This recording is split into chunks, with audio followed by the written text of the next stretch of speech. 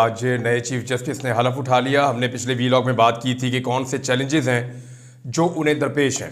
सबसे पहला चैलेंज जिसके बारे में हमने बात की थी वो ये है कि अदलिया के अंदर तकसीम को क्या ख़त्म कर सकेंगे जस्टिस याह्या अफरीदी, क्योंकि जो तकसीम पैदा कर दी काजी फ़ायद ईसा साहब ने वो बढ़ते बढ़ते इतनी बढ़ गई कि अब सुप्रीम कोर्ट ऑफ पाकिस्तान में, हाई कोर्ट्स के अंदर और पाकिस्तान की अदलिया में एक बदतरीन तफरीक मौजूद है।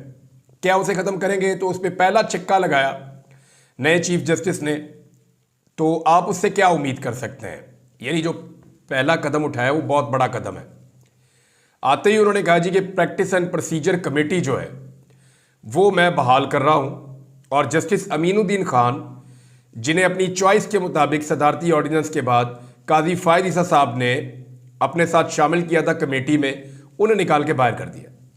और जस्टिस याह्या अफरीदी साहब ने जो नई कमेटी बनाई वो ऐसे है। नंबर 1 टॉप के ऊपर उसमें जस्टिस याह्या अफरीदी खुद हैं, chief justice of Pakistan. Number 2 पे उन्हें जस्टिस मंसूर अली शाह साहब को रखा गया। नंबर 3 इसमें जस्टिस मुनीब अख्तर साहब को रखा गया। तो अब ये 3 सीनियर जजेस हैं जो इस कमेटी का हिस्सा है, जो प्रैक्टिस एंड प्रोसीजर कमेटी है। लेकिन ऑर्डिनेंस जब आया सदारती, तो दोनों जजेस ने ये नहीं कहा था कि आप हमें इसका हिस्सा बनाएं या ना बनाएं। ये मैं टेक्निकल चीज़ आपको बता रहा हूँ। वो एक मिसाल है ना कि जब तक कुत्ते को कुएं में से नहीं निकालेंगे तब तक कुएं का पानी साफ नहीं होगा। यानी आप कुएं से जितना मर्जी पानी निकालते जाएं, कुआं साफ नहीं होगा। कुआं साफ होगा जब आप कुत्ते को पानी से बाहर निकाल के फेंक देंगे। तो अब मैं आपको ये बता देता हूँ कि एतराज़ दोनों मुअज़्ज़िज़ जज साहिबान का ये था कि फुल कोर्ट की मीटिंग बुलाई जाए, उसके अंदर फैसला किया जाए कि सदारती ऑर्डिनेंस उजलत में और गलत तरीके से पास किया गया, इसमें बदनीयती शामिल थी। जिसके बाद फौरी तौर पे काजी साहब ने अपनी मर्जी की प्रैक्टिस एंड प्रोसीजर कमेटी बनाई, और उनकी इस मनमानी की वजह से मुनीब अख्तर साहब को बाहर निकाल दिया गया, जबकि मंसूर अली शाह साहब खुद छोड़कर चले गए। तो अब जस्टिस अमीनुद्दीन खान को उन्होंने शामिल कर लिया था। तो एक्चुअली जो फसाद की जड़ है वो सदारती ऑर्डिनेंस है। तो सदारती ऑर्डिनेंस को चैलेंज किया था दोनों मुअज़्ज़िज़ जज साहिबान ने। तो यहां एक रिलीफ तो दिया है, एक अच्छा जेस्चर तो दिया है नए चीफ जस्टिस ऑफ पाकिस्तान ने, लेकिन उन्होंने अभी कुत्ता कुएं से निकाला नहीं है। असल मामला यह है कि सबसे पहले उस सदारती ऑर्डिनेंस और उसकी बदनीयती को देखा जाए, फिर यह देखा जाए कि उस बदनीयती का फायदा उठाते हुए कैसे काजी फ़ायद ईसा ने चंद घंटों के अंदर एक नई प्रैक्टिस एंड प्रोसीजर कमेटी भी बना दी, और फौरी तौर पे उसके जरिए से अपना मनपसंद एक बेंच भी बना दिया, और मनपसंद बेंच बनाने के बाद 63A के ऊपर नजरसानी भी कर दी, जिसके नतीजे में पाकिस्तान में फस्तायत, जुल्म, जबर और हॉर्स ट्रेडिंग का एक बाजार गर्म हो गया। ये है जी पूरी कहानी। तो कुत्ता बाहर निकालेंगे जस्टिस याह्या अफरीदी साहब तो सिचुएशन कुछ और होगी, और अगर पानी बाहर निकालेंगे तो ये सिर्फ पानी निकाल के लिपापोती है, या किसी तरह वो कोशिश कर रहे हैं कि वकला के अंदर उनका एक अच्छा इमेज बने। वो कोशिश कर रहे हैं, बहरहाल उनका अच्छा इमेज है, ऐसा नहीं है कि जस्टिस याह्या अफरीदी साहब के बारे में कोई नेगेटिविटीज़ नहीं है, लेकिन मामला ये है कि क्योंकि इससे पहले वाले चीफ जस्टिस इतने ज़्यादा कंप्रोमाइज थे, और जिन लोगों की जस्टिस याह्या अफरीदी चॉइस हैं, ये लोग कभी भी सौदेबाजी के बगैर कोई काम करते नहीं हैं। तो ऐसा महसूस होता है कि इस हुकूमत ने जस्टिस याह्या अफरीदी को लाकर अपनी जाली हुकूमत को लंबा करने की कोशिश की है। इन्होंने कोशिश की है कि इनकी जो जाली हुकूमत है उस हुकूमत को मजीद लंबा किया जाए, जाली मैंडेट के ऊपर ज़्यादा से ज़्यादा देर तक इक़्तिदार में बैठा जाए, और इसके लिए इनको अपनी मर्जी का चीफ जस्टिस चाहिए था। तो पहले 3 जजेस में से जो इनके पसंदीदा साबित हुए वो जस्टिस याह्या अफरीदी हुए। अब जस्टिस याह्या अफरीदी साहब को यह साबित करना पड़ेगा कि वो इनकी नीयत के साथ नहीं खड़े। अभी उन्होंने एक कदम उठाया, अच्छा कदम है कि 2 सीनियर जजेस को उसमें शामिल किया, लेकिन कुत्ता अभी भी कुएं में पड़ा हुआ है, और वो सदारती ऑर्डिनेंस जो बदनीयती पे आया उसको अभी फारिग करना बाकी है। दूसरा एक और फैसला किया, ये भी अच्छा फैसला है कि पहले कोर्ट नंबर 1 की समाअत सिर्फ काजी फ़ायद ईसा साहब जो हैं वो बराह रास्त दिखाते थे। कोर्ट नंबर 1 बराह रास्त चलता था, सिर्फ काजी साहब एक अदालत दिखाते थे बराह रास्त, बाकी अदालतें नहीं दिखाते थे। लेकिन अब जो है वो फैसला किया जस्टिस याह्या अफरीदी साहब ने कि तमाम अदालतों की जो समाअतें होंगी वो बराह रास्त होंगी, और वो सारी की सारी दिखाई जाएंगी। ये भी इंपॉर्टेंट है। और इसमें उन्होंने एक मुअज़्ज़िज़ जज को ये टास्क भी दे दिया है कि आप इसके ऊपर अमल दरामद करवाएं और ये जितने भी हैं यानी जस्टिस मोहम्मद अली मदर साहब को ये टास्क दिया गया है कि तमाम अदालतों में जो लाइव समाअत दिखाने का बंदोबस्त है वो आपके जिम्मे है, आप ये करके दें। नंबर 3 जो इंपॉर्टेंट काम है चीफ जस्टिस ने आते ही जो तीसरा काम किया वो ये है कि 28 तारीख को फुल कोर्ट मीटिंग बुला ली है सुप्रीम कोर्ट ऑफ पाकिस्तान की। ये भी बहुत इंपॉर्टेंट है। एक तो 30वें चीफ जस्टिस ऑफ पाकिस्तान है जस्टिस याह्या अफरीदी साहब, और उन्होंने आने के बाद कादी फ़ायद ईसा साहब बड़े लंबे अरसे से कोशिश कर रहे थे कि वो फुल कोर्ट मीटिंग से अपने आप को बचाएं या फुल कोर्ट इजलास से अपने आप को बचाएं, क्योंकि कादी फ़ायद ईसा साहब अक़लियत में चले गए थे सुप्रीम कोर्ट ऑफ पाकिस्तान में। जस्टिस याह्या अफरीदी साहब के लिए अदलिया में पैदा हुई तकसीम को ख़त्म करना बहुत ज़रूरी है, तो उन्होंने फौरी तौर पे 28 अक्टूबर सोमवार के दिन, पीर वाले दिन, जजेस का फुल कोर्ट इजलास तलब कर लिया है। अब इस फुल कोर्ट इजलास के अंदर क्या चीज़ें तय होंगी, बहुत मुमकिन है कि प्रैक्टिस एंड प्रोसीजर जो ऑर्डिनेंस जारी किया सदर पाकिस्तान ने वो यहाँ पे डिस्कस हो, क्योंकि 2 सीनियर तरीन जजेस इसके बारे में बात कर चुके हैं। अब जस्टिस याह्या अफरीदी साहब के बारे में ना किसी नतीजे पे नहीं पहुंचना चाहिए। उसकी एक वजह है, जब जस्टिस आलिया नीलम आई थी ना नई, उन्होंने जब वॉक की मरियम नवाज साहिबा के साथ, अब जस्टिस आलिया नीलम साहिबा का जो फैमिली बैकग्राउंड है उसमें PMLN की सियासत बड़ी गालिब है। मैं बहुत कुछ जानता हूं क्योंकि मुझे आइडिया है, ज़ाती तौर पे मैं जानता हूं इस फैमिली को, तो मुझे पता है कि इनका PMLN के साथ या मियाँ ख़ानदान के साथ, शरीफ ख़ानदान के साथ कैसा ताल्लुक़ है। लेकिन उसके बावजूद मैंने कभी इस बारे में बात नहीं की थी, इन चीज़ों को होल्ड किया था। अब मैं आपको ये बताता हूँ कि शुरू में जब इन्होंने 1-2 इक़दाम लिए तो पाकिस्तान के मीडिया ने और सोशल मीडिया ने बड़ी तारीफ़ें की कि जस्टिस आलिया नीलम जो है वो डट कर खड़ी हो गई हैं, मरियम नवाज को और उनके हैंडलर्स को धचका लगा है और वो अपने जजेस के साथ खड़ी हो गई हैं ट्रिब्यूनल्स वाले मामले में। लेकिन फिर हमने देखा कि उन्होंने अंदर खाते जो है वो एक सारा मामला तब्दील कर दिया, रिटायर्ड जज भी आ गए, उन्होंने इलेक्शन कमीशन के साथ मामला तय भी कर लिए, जैसा कादी फ़ायद ईसा साहब चाहते थे और जैसा इलेक्शन कमीशन चाहता था वैसा ही जस्टिस आलिया नीलम साहिबा ने कर दिया। तो इसलिए अभी कुछ भी कहना कबल अज़ वक्त है जस्टिस याह्या अफरीदी साहब के बारे में। हाँ, इनके ये 3 इक़दामात, इनको आप कह सकते हैं ये ठीक इक़दामात हैं, लेकिन देखें फजल रहमान साहब की भी लोग बहुत तारीफ़ कर रहे थे और उनकी बातों को अच्छा कह रहे थे, लेकिन फजल रहमान साहब ने मिठाई के अंदर लपेट के तरमीम पास करवा ली। यानी वो जो चीज़ें हुकूमत को चाहिए थी फजल रहमान साहब ने हुकूमत को दे दी, लेकिन उसको शुगर कोट करके दे दिया।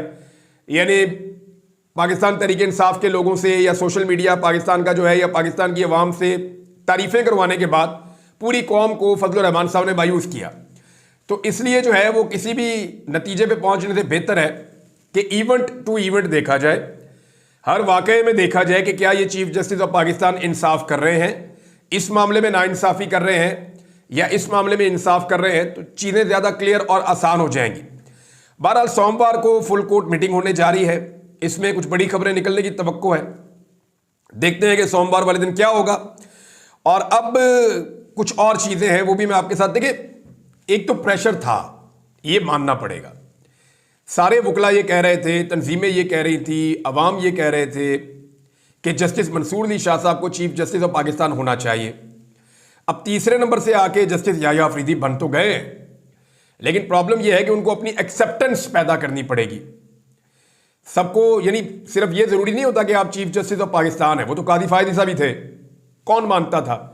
सब ये जानते थे कि एक पॉलिटिकल आदमी है, वो गलत तरीके से आगे सीट के ऊपर बैठ गया, उसने तबाही फेरी हुई है, जो मनमानी दिल में आती है वो कर रहा है, ना कोई कानून है, ना इंसाफ है, ना इंसानी हुकूक है, किसी चीज़ का उसको पास नहीं है, सिर्फ नवाज शरीफ को फ़ायदा देना है। और ये साबित हुआ कि नवाज शरीफ तब तक ही पाकिस्तान में रहा जब तक कादी फ़ायद ईसा चीफ जस्टिस ऑफ पाकिस्तान थे। जैसे ही कादी फ़ायद ईसा साहब रिटायर होने वाले हुए तो मियाँ साहब पाकिस्तान से निकल लिए। ये हम सब जानते हैं कि नवाज शरीफ की जो इंश्योरेंस पॉलिसी थी वो कादी फ़ायद ईसा थे।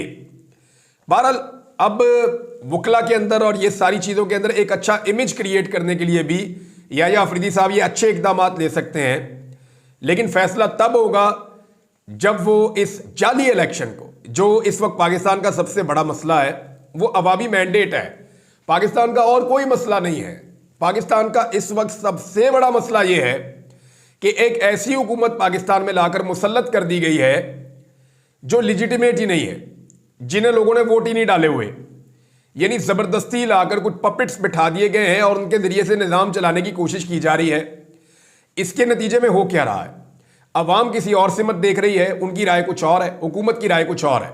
अवाम हुकूमत को ओन नहीं कर रही, कॉन्फिडेंस नहीं बिल्ट हो रहा, उसकी वजह से लोग पैसा नहीं निकाल रहे, इन्वेस्टमेंट नहीं कर रहे, ओवरसीज की भी इन्वेस्टमेंट नहीं आ रही, तो पैसा पाकिस्तान में आना बंद हो गया है। बल्कि उल्टा ये हो रहा है, जो पाकिस्तान के अंदर पैसा है, जिन लोगों के पास स्किल्स हैं या महारत है किसी चीज में, वो पाकिस्तान छोड़ छोड़ कर जा रहे हैं। पैसा भी जा रहा है, हुनरमंद भी पाकिस्तान से बाहर जा रहे हैं। तो ऐसी सूरत हाल में पाकिस्तान के तमाम मसाइल का एक हल है कि अवामी मैंडेट का एहतराम किया जाए। अब सबसे बड़ा इम्तिहान जस्टिस याया अफरीदी का यही एक है कि क्या वो अवाम को उनके मैंडेट वाली हुकूमत दिलवा पाते हैं या नहीं दिलवा पाते। अगर वो ये नहीं कर पाते तो जितने मर्जी कॉस्मेटिक्स करते रहे, जो मर्जी करते रहे, इसका कोई फायदा नहीं है।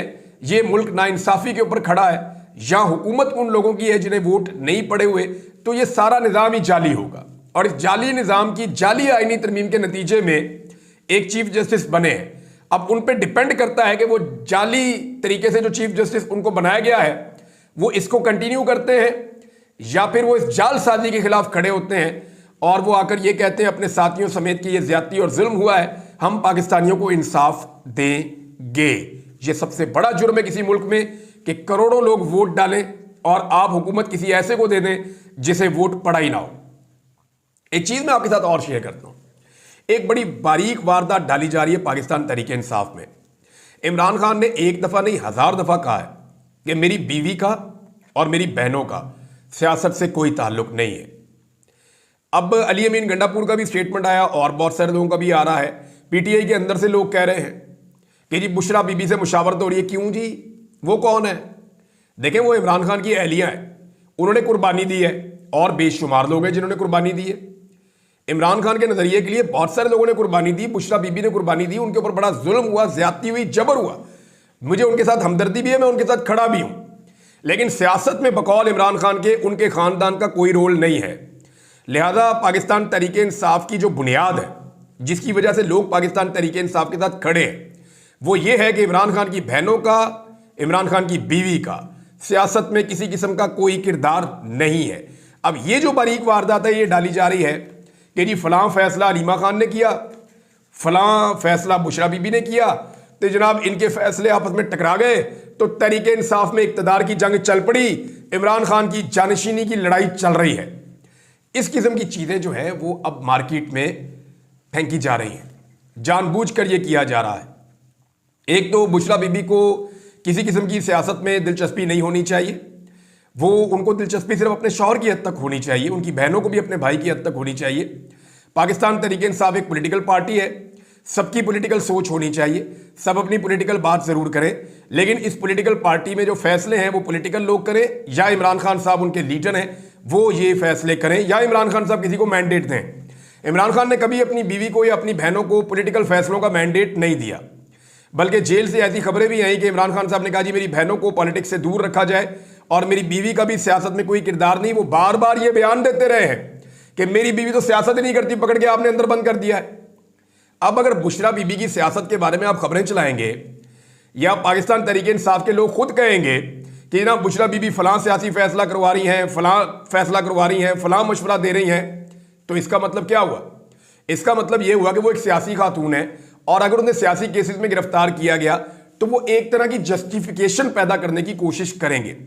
तो मेरे ख्याल में उन्हें सियासत से दूर रखा जाए। हाँ, वो अपने शौहर के लिए आवाज बुलंद कर सकती हैं, उनके लिए आवाज उठा सकती हैं, लेकिन हर एक की अपनी एक सियासी सोच भी होती है। लेकिन she is not a political leader, और ना ही इमरान खान की बहनें जो हैं वो पॉलिटिकल लीडर्स हैं। पॉलिटिकल लीडर वो हैं जो इमरान खान साहब के साथ एक पॉलिटिकल स्ट्रगल में हमेशा से शामिल रहे हैं। या तो इमरान खान साहब अनाउंस करें कि उनकी अहलिया जो है वो अब गैर सियासी नहीं है, बल्कि अब वो एक सियासी खातून है, वो फ्यूचर में पॉलिटिक्स करेंगी भी और उनका पॉलिटिक्स में इन्फ्लुएंस होगा भी। पाकिस्तान तहरीक इंसाफ ने फैसल चौधरी साहब को भी इमरान खान साहब की जो वकला की टीम है उसमें से भी निकाल दिया है। ये क्यों हुआ? यानी इसके ऊपर आप सोचें ना। पहले तो जो है वो सबसे पहले फैसल चौधरी साहब को फारिग किया सलमान अकरम राजा साहब ने पार्टी में से। उसके बाद इमरान खान साहब ने, उनका ऑर्डर आया और उन्होंने फैसल चौधरी साहब को अपनी वकला की टीम में से भी निकाल दिया। ये फवाद चौधरी साहब के भाई हैं। साबिक वफाकी वजीर फवाद चौधरी के भाई फैसल चौधरी को पार्टी की आदत के खिलाफ बयानबाजी महंगी पड़ गई। इमरान खान की हदायत पर फैसल चौधरी को पीटीआई वकला टीम से निकाल दिया गया। पीटीआई सेक्रेटरी जनरल सलमान अकरम राजा ने उनको लीगल टीम से हटा दिया है। अच्छा, अब मामला क्या है देखें। फवाद चौधरी साहब का भी एक इशू चल रहा है। फवाद चौधरी साहब पाकिस्तान तहरीक इंसाफ की क़यादत पे बड़े लंबे अरसे से तनकीद कर रहे हैं और वो ये कह रहे हैं कि इनके पास कोई प्लान नहीं है कि ये इमरान खान को बाहर निकालें। दूसरी जानिब पाकिस्तान तहरीक इंसाफ के लोग ये कह रहे हैं कि फवाद चौधरी साहब ने तनकीद करनी है तो नून लीग और पीपल्स पार्टी पे करें, तनकीद करनी है तो एस्टेब्लिशमेंट के ऊपर करें जिन्होंने ये जुल्म किया है। आप मजलूम के ऊपर तनकीद क्यों कर रहे हैं? आपको जालिम के ऊपर तनकीद करनी चाहिए। दूसरी जानिब से ये आवाज़ भी उठ रही है। फवाद चौधरी साहब इमरान खान साहब के वफादार साथियों में से एक थे, लेकिन कुछ वक्त के लिए वो कंप्रोमाइज़ हुए। उनकी अहलिया भी जो है वो मुख्तलिफ मीटिंग में ये लोग जाते रहे, लोगों से मिलते रहे, कोशिश करते रहे कि मुश्किल वक्त ख़त्म हो जाए। लेकिन फिर अवाम इमरान खान के साथ बहुत ताकत के साथ खड़ी हो गई। फवाद चौधरी साहब ने इसकी कीमत भी चुकाई। फिर वो दोबारा गिरफ्तार हुए, वो जेल में रहे। लंबे अरसे के बाद वो छूट कर 2-2.5 महीने के बाद बाहर आए और फिर उन्होंने और उनकी अहलिया ने दोबारा से पाकिस्तान तहरीक इंसाफ के लिए काम शुरू कर दिया। लेकिन एक जो अजीब चीज़ है वो ये है कि फवाद चौधरी साहब और उनकी अहलिया की जो तोपों का रुख है वो एस्टेब्लिशमेंट की तरफ कम है और PMLN और पीपल्स पार्टी की तरफ कम है। उनकी तोपों का रुख ज़्यादातर पाकिस्तान तहरीक इंसाफ की तरफ है और वो तहरीक इंसाफ के कारकुनों को बता रहे हैं कि ये जो क़यादत इस वक्त तहरीक इंसाफ को चला रही है ये ठीक नहीं है, ये कंप्रोमाइज लोग हैं या ये बुरे लोग हैं। हालांकि ये वो लोग हैं जिनके घरों में छापे पड़े, उनके घर तोड़ दिए गए, इन पे मुकदमात किए गए, इनमें से बेशतर को गिरफ्तार किया गया, परेशान किया गया। ये बेचारे भाग दौड़ में रहे। कुछ ऐसे हैं जो नहीं भी इस तरह के हालात का जिन्होंने सामना किया, कंप्रोमाइज हो गए, लेकिन वो रहे पाकिस्तान तहरीक इंसाफ में। तो यहाँ फवाद चौधरी साहब को मेरे ख्याल में अगर पाकिस्तान तहरीक इंसाफ में जगह बनानी है तो उन्हें तहरीक इंसाफ के साथ खड़े होना पड़ेगा। इमरान खान और तहरीक इंसाफ के साथ खड़े हों और तनकीद करें जालिम के ऊपर। मजलूम जो है उसको छोड़ दें, फिलहाल उसके अंदर गलतियां या कीड़े ना निकालें। ये वक्त गुजर जाएगा और चीज़ें नॉर्मलाइज हो जाएंगी और फैसला तो इमरान खान साहब ने करना है कि पाकिस्तान तहरीक इंसाफ में किस शख्स की पोजीशन क्या होगी। एक और खबर है नाज़रीन मैं आपके साथ शेयर कर देता हूँ, वो ये है कि सेनेटर मुश्ताक अहमद पर दहशतगर्दी का मुकदमा दर्ज किया गया, उन्हें गिरफ्तार भी किया गया गुज़िश्ता रोज़। मामला क्या है? वो सेव गज़ा मार्च करते हैं, यानी फ़लस्तीन के हक़ में आवाज़ उठाते हैं, इसराइल के ख़िलाफ़ आवाज़ उठाते हैं और उन्हें हर दफ़ा गिरफ्तार कर लिया जाता है। मुझे हैरत हो रही है कि पाकिस्तान में तो आज तक कभी ऐसा नहीं हुआ था। यहाँ अमेरिकन एम्बेसी की तरफ उन्होंने कहा जी हम मार्च करेंगे और एक सिंबॉलिक प्रोटेस्ट हम करेंगे, फिर हम चले जाएंगे, तो फिर उन्हें गिरफ्तार कर लिया गया, टॉर्चर भी किया गया। मेरा सवाल यह है कि आज पाकिस्तान की रियासत इसराइल के साथ खड़ी है या फ़लस्तीन के साथ खड़ी है? मुझे हैरत होती है। यानी पाकिस्तान में फ़लस्तीनियों के हक़ में एहतजाज करना भी मुश्किल हो गया। ये जो अमेरिकन एम्बेसी की तरफ जा रहे थे, वहाँ अमेरिका के अंदर फ़लस्तीनियों के हक़ में एहतजाज हो रहे हैं और वहाँ कुछ नहीं किसी को कहा जा रहा। अमेरिका के अंदर एहतजाज होता है, कुछ नहीं कहते। यहाँ सिर्फ एम्बेसी के बाहर जाना चाहते हैं, डंडे मारते हैं, उठा के अगवा कर लेते हैं। तो आप अंदाज़ा कीजिए कि जो हुक्मरान अमेरिकन एम्बेसी की तरफ किसी को नहीं जाने दे रहे, यहाँ इन्हें गश पड़ जाते हैं। वो जब अमरीकी कांग्रेसमैन इमरान खान के हक़ में 60 से ज़्यादा की तादाद में, दर्जनों की तादाद में लगातार लिखते चले जा रहे हैं, लेटर्स लिख रहे हैं, तो इस हुकूमत का क्या हाल होता होगा या ये निज़ाम कितना घबरा जाता होगा। मैं सिर्फ आपको फूड फॉर थॉट दे रहा हूँ। तफसीलात आपको बताता हूँ बाद में, क्योंकि ईरान के ऊपर भी एक अटैक किया है सो कॉल्ड इसराइल ने। वो क्या है, कितना नुकसान हुआ, चीज़ें कहाँ पहुँची, फिर बात करेंगे। अब तक के लिए इतना ही। अपना ख्याल रखिएगा, अपने इस चैनल का भी। अल्लाह हाफिज़।